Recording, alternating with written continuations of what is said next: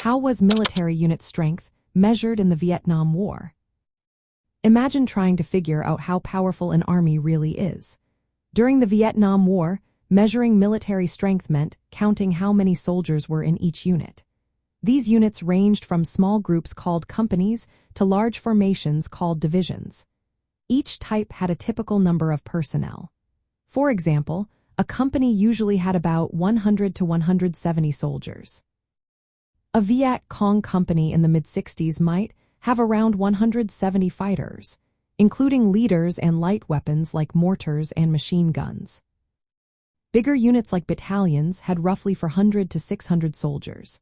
Viet Cong battalions often had about 425 members, sometimes more if they included support staff like porters. The North Vietnamese Army battalions were similar, averaging around 555 soldiers when at full strength. These battalions were made up of several companies, giving them more firepower and flexibility. Regiments were even larger, composed of several battalions and equipped with heavier weapons such as anti-aircraft guns and mortars. An NVA regiment might have about 18 heavy machine guns and multiple mortar units. These units could coordinate large-scale operations and had a more complex structure. Divisions were the biggest units, combining several regiments and support units like artillery and specialized battalions. U.S. and ARVN divisions usually had around 10,000 soldiers, but this number could change depending on the type of division. Light infantry divisions, for example, were smaller. The ARVN, or Army of the Republic of Vietnam, had divisions standardized to about 10,450 soldiers by the late 50s. Their total troop numbers grew from about 220,000 in 1960 to over 750,000 in 1970.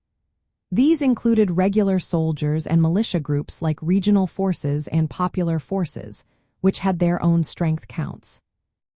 U.S. Army units followed the same kind of organization, with divisions like the 1st Cavalry or the 101st Airborne Division usually numbering around 15,000 soldiers at full strength. These units were supported by brigades, battalions, and companies, all counted by personnel. But numbers alone didn't tell the full story. Commanders also looked at how ready the units were to fight, considering factors like desertions, battle losses, and morale.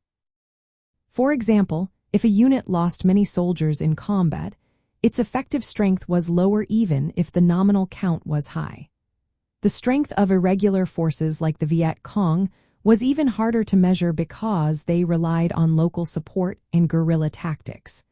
Their numbers could fluctuate a lot depending on local conditions and supplies. In the end, measuring for strength was not just about counting soldiers. It also involved assessing equipment, combat readiness, and how well units could perform in real battles.